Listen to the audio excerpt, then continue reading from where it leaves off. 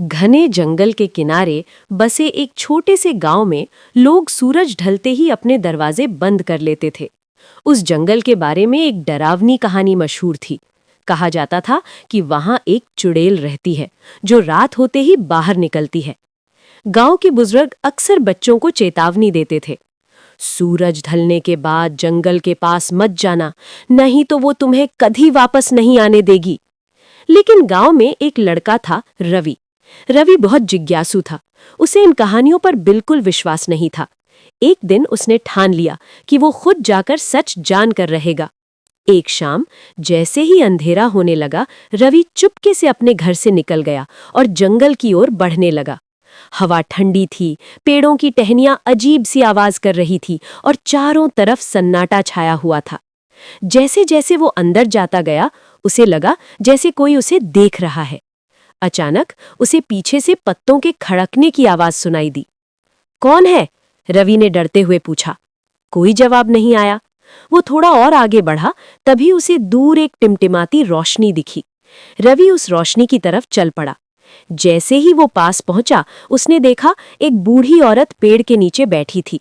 उसके बाल बिखरे हुए थे, आंखें लाल थीं और वो धीमे धीमे हंस रही थी। रवि का दिल जोर जोर से धड़कने लगा। तू यहाँ क्यों आया है?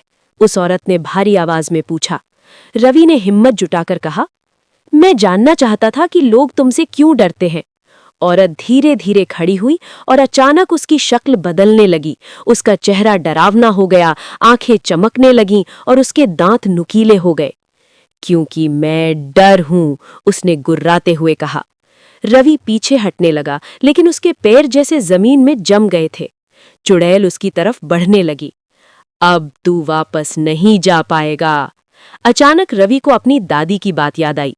अगर कभी बुराई सामने आए तो डरना मत, भगवान का नाम लेना। रवि ने आंखें बंद की और जोर से भगवान का नाम लेने लगा। जैसे ही उसने ऐसा किया, चारों तरफ तेज हवा चलने लगी। चुड़ैल चीखने लगी और पीछे हटने लगी। नहीं, ये नहीं हो सकता, वो चिल्लाई। कुछ ही पल में वो धुएं में बदलकर गायब हो गई। रवि जमीन पर गिर पड़ा।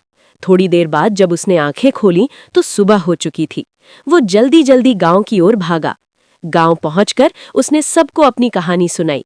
अब लोग और भी ज्यादा सावधान हो गए और किसी ने भी कभी उस जंगल की ओर जाने की हिम्मत नहीं की। और आज भी जब रात होती है और हवा पेड़ों से टकराती है, तो ऐसा लगता है जैसे कोई धीमे धीमे हंस रहा हो। क्या वो चुड़ैल सच में चली गई या अभी भी किसी का इंतजार कर रही है?